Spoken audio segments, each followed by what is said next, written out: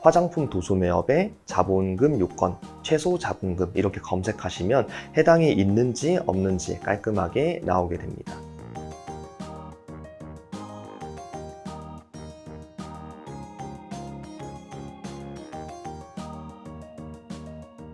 안녕하세요. 컴퍼니 빌더 커넥트 강민구입니다.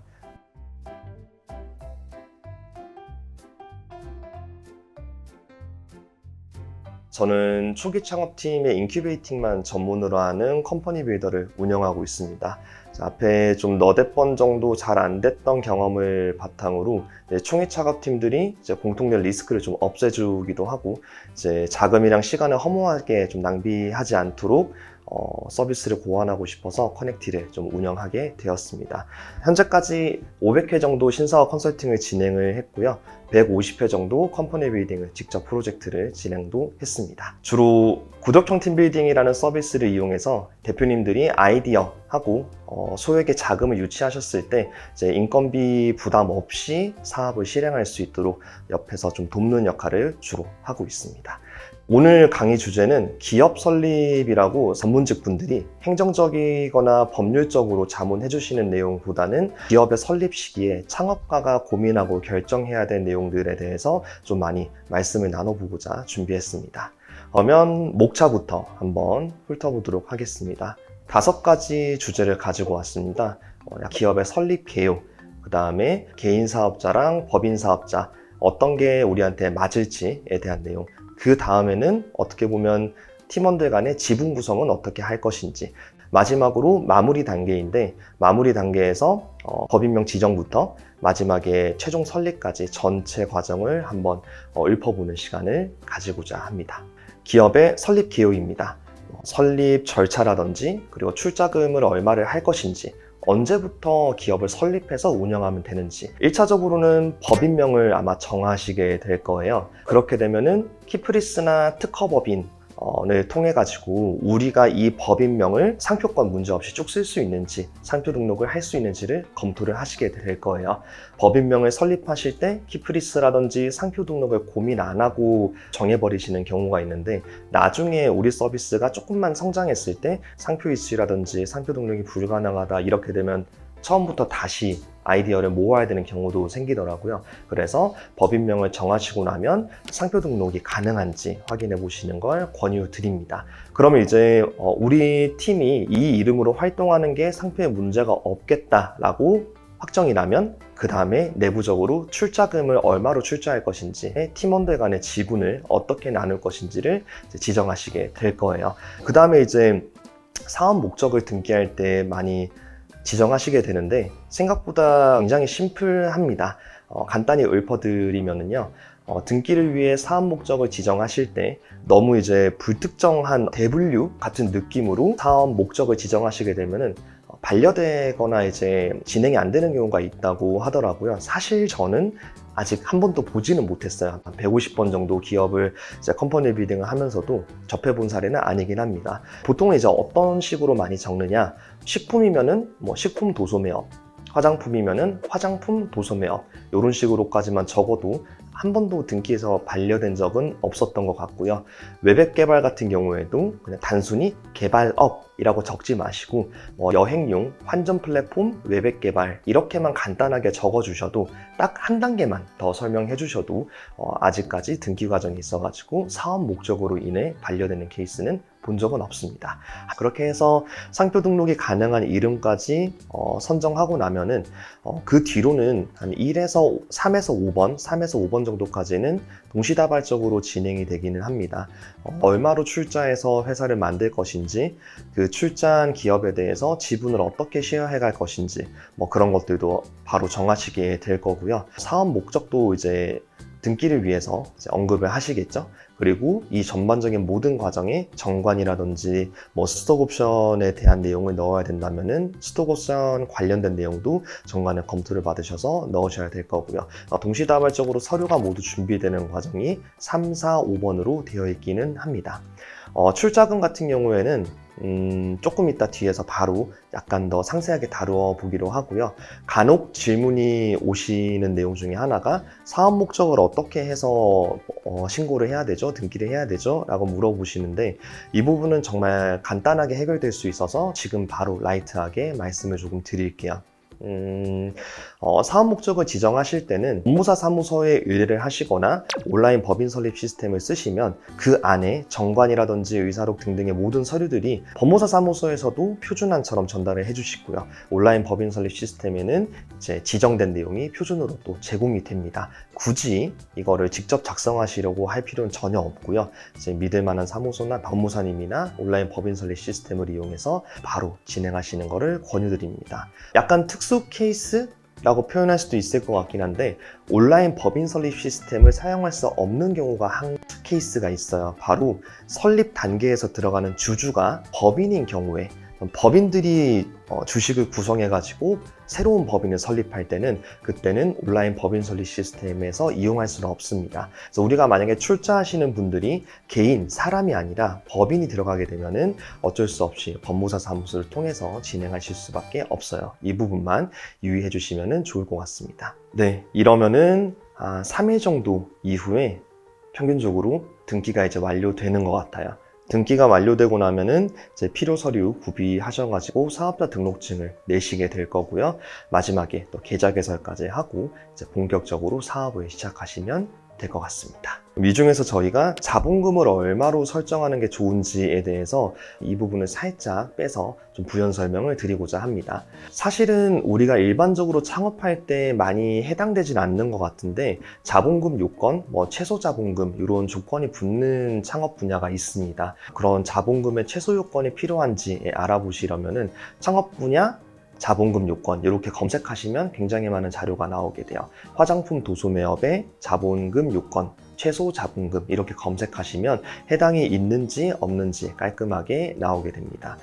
대표적으로는 금융, 투자 이런 쪽에서는 최소 자본금 몇십억 이상 이런 것들이 필수인 업종들이 있기는 한데 자, 검색을 한 번만 해보시면 깔끔하게 나올 거다라고 말씀드릴 수 있습니다.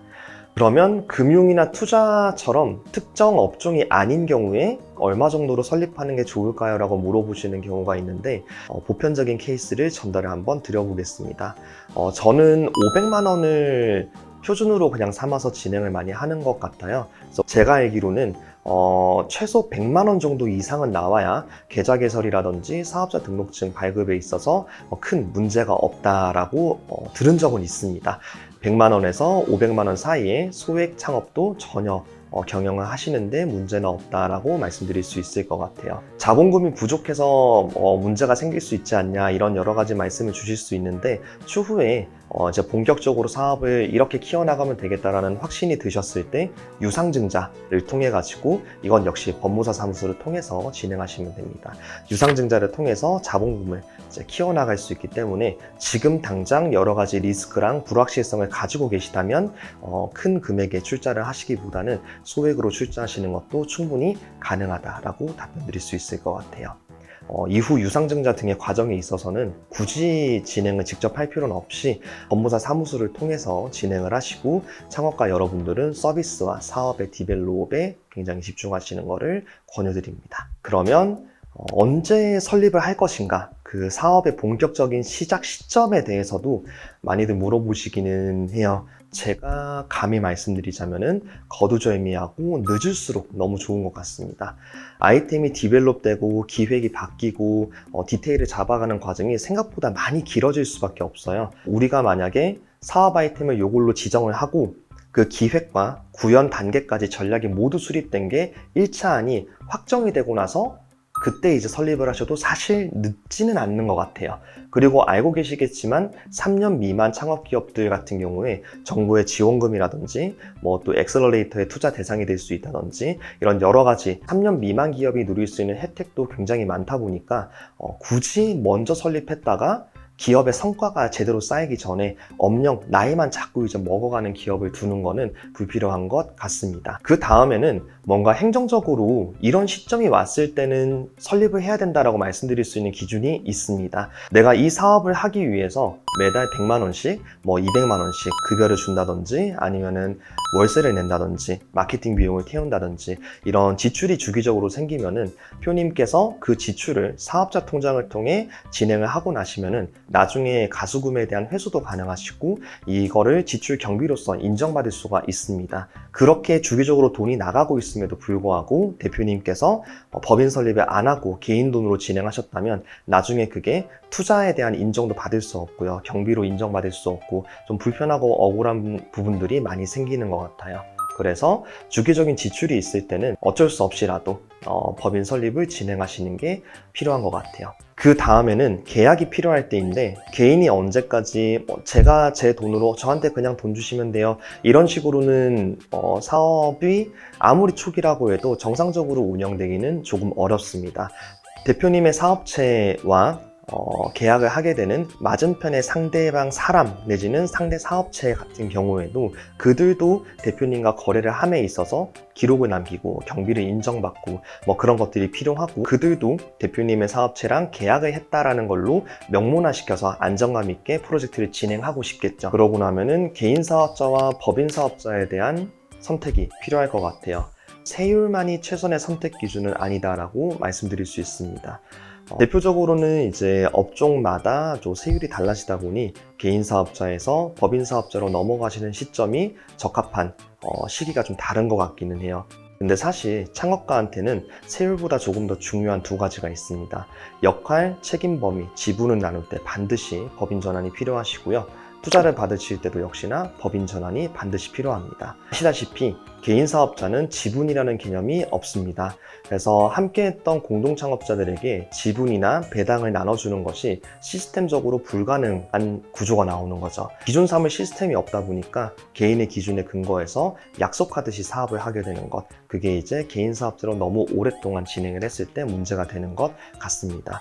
통상적인 스타트업들의 창업은 각자의 역할과 책임 범위를 지분이라는 것을 기준으로 해가지고 나눠서 가지고 있어야 명문화가 가능하다 보니 반드시 법인 전환이 필요한 시점이 오는 것 같아요. 제도적으로도 계약상으로도 지분을 베이스로 투자를 받고 역할과 책임 범위를 구분할 수 있기 때문에 그 시점이 도래할 때는 창업가분들은 법인 전향을 선택하시는 게 세율과 별도로 필요한 시점이 될 것 같습니다. 그 다음은 이제 지분입니다. 제가 조금 제 나름의 기준으로 가지고 오긴 했는데요. 공동 창업자분들이나 핵심 기술자분들하고는 이제 1에서 3% 정도를 쉐어 드리는 것 같아요. 그리고 그 중에서도 정말 핵심 역할을 가지고 계신데 주주총회까지 리딩할 수 있는가, 뭐 이 정도까지 경영을 서포트해 줄 수 있는가를 충족하신다면은 3%, 5%까지 같이 좀 진행해 주시는 것 같습니다. 근데 만약에 우리가 기술 창업이라고 가정했을 때 대체 불가능한 특수성을 가지고 있는 분이 거기에 주주총회까지 리딩해 줄 수 있다라고 하면 세 번째처럼 5에서 10%까지 드릴 수도 있는 것 같아요. 일단은 대표님께 좀 몰아드리는 게 유리하기는 한 것 같아요. 뭔가 한번 섞이고 밖으로 나가고 관계가 좀 틀어지고 나면은 비우호 지분으로 돌아선 이후에 회수도 정말 어렵고 경영이 정말 행정적으로 번거롭고 껄끄럽고 스트레스를 많이 야기하는 것 같습니다. 그 점에 있어서 대표님께서 이제 뭐 특별결의 등등을 기준으로 하긴 하지만 그 이상을 원활하게 진행하실 수 있는 지분 구조를 몰아서 가지고 있을 때 기업이 변동성이 많은 특히 초기 단계에 큰 행정적 불편함 없이 이것저것 많이 진행하실 수 있는 것 같아요. 그리고 이제 절대 지양해야 될 게 3명이서 창업했으니 33%씩 나눠가지고 1%는 가위바위보로 가져가자. 4명이서 창업했으니 25%씩 가져가자. 이런 식의 지분 구성은 절대 지양하셔야 됩니다. 왜냐하면 이제 의사결정을 함에 있어가지고 주주총회라든지 주주 간 의사결정을 하는 순간이 반드시 올 수밖에 없을 거예요. 그때 이제 과점주 50%를 넘어가는 이제 선택이 일어나는 쪽으로 의사결정이 결정나게 되는데 25씩 4명이 가지고 있으면은 누군가가 과점을 통해 가지고 진행할 수가 없다 보니 좀 불편한 내용들이 많이 생기는 것 같아요. 그래서 기획을 하고 사업을 리딩하는 대표이사 역할을 하시는 분께 지분을 좀 몰아주고 평등주의 지분 구성은 절대 하지 않으면서 대표이사님이 투자를 받는다고 감안했을 때 75에서 90% 이상을 홀딩하시고 기업을 설립하시는 것을 많이 권유드립니다. 근데 이제 기술 창업이라든지 업종의 특수성이 굉장히 많이 필요해서 지분을 좀 쉐어하고 시작하는 게 좋다라고 하시면은 75%까지 낮추는 경우도 봤지만 저한테는 조금 불안해 보이는 구성이긴 합니다. 네 번째로 코파운더 분들의 급여에 대해서 말씀 한번 나눠보겠습니다. 사실 지분을 얼마만큼 드리느냐하고 연봉의 조합을 통해서 이제 협의를 통해 진행되는 과정이다 보니 정답은 절대 없는 것 같아요. 그래도 이제 기준 삼기 위해서 다음과 같이 3가지 포인트를 좀 가지고 왔습니다. 보편적인 시장의 가격이 있다고 생각을 해요.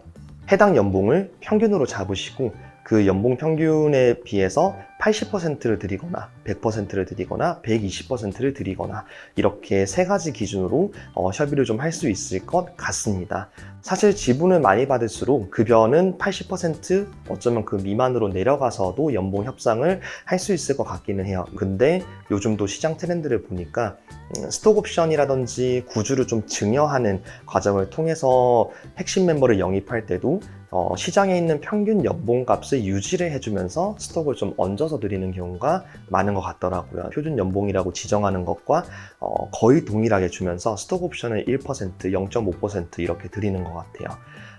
협상하실 때 드릴 수 있는 스톡 옵션은 0.5에서 진짜 키맨에게 1에서 1.5%까지 드리는 식으로 해서 코파운더들하고 내지는 신규로 들어오시는 코파운더급들하고 이제 협의를 많이 하시는 것 같습니다. 그 다음에는 최저시급을 드리고 이제 매출이 발생했을 때 수익을 공유하는 레비뉴 쉐어, 줄여서 RS 계약을 진행하는 경우도 종종 있는 것 같아요. 이 경우에는 다른 것보다는 수익 쉐어에 있어서 우리가 지출해야 되는 고정비와 프로젝트별로 발생하는 변동비를 제외하시고 남는 부분, 순이익이라고 어느 정도 협의를 할 수 있는 부분에 대한 퍼센트 쉐어가 필요하다 보니 만약 매출의 10%, 20% 이렇게 지정하시는 것만 지향하신다면 상당히 매력 있는 협상 조건이 될 것 같습니다. 이렇게 되고 나면은 통상적으로 주식 양수도 계약서를 쓰시고 이제 임원진들하고는 보통 위임 계약서를 쓰시죠. 근로계약서보다는 위임 계약서를 통해서 많이 계약을 진행하심으로써 협의를 마치는 것 같습니다. 이제 마지막으로 기업 설립 총정리라고 하는 페이지인데요. 창업하실 때 법인명을 확정하시고 고민하시는 아이템명이 법인명이랑 반드시 딱 맞을 필요는 없습니다. 다른 것보다 시장에 내보여지는 우리의 서비스나 상품명은 반드시 상표 등록이 가능한지 확인하시고 진행하시는 것을 권유드릴게요. 그 뒤에는 이제 법인 설립을 시작하게 되고요. 계좌 개설까지 온라인 법인 설립 시스템이나 법무사 사무소를 통해서 이제 순차적으로 설립을 완료하시게 될 것 같습니다. 지금부터 말씀드리는 거는 진짜 창업가 분들께 필요한 실제 내용인 것 같아요. 도메인을 구입하시게 되고 홈페이지를 만드셔야겠죠. 검색해 보시면서 나는 co.kr이 좋더라, 컴이 좋더라 이런 식으로 선택을 좀 자유롭게 하시면 될 것 같아요. 그 뒤에 아이맵이라든지 카페24 같은 웹빌더를 활용해서 우리 서비스를 간단하게 소개할 수 있는 홈페이지를 만드는 걸로 봐주시면 좋을 것 같습니다. 구글 워크스페이스를 통해서 우리 기업 도메인으로 만들어진 회사 이메일을 만들어서 온라인상의 컨택 포인트를 만드는 것을 권유드립니다. 이렇게 되고 나면은 도메인 이메일까지 만드시고 홈페이지도 만드시면서 부가적으로는 SNS라든지 네이버 스마트 스토어 많이 쓰시는 것 같거든요. 이제 구매 창구로서 그런 스토어까지 설립을 많이 하시는 것 같고 안정적으로 일할 수 있는 업무 환경을 구축하시는 것까지 반드시 검토를 해달라고 말씀드리고 싶습니다. 여기까지 하면 기업 설립 가이드라인은 일단락된 것 같습니다.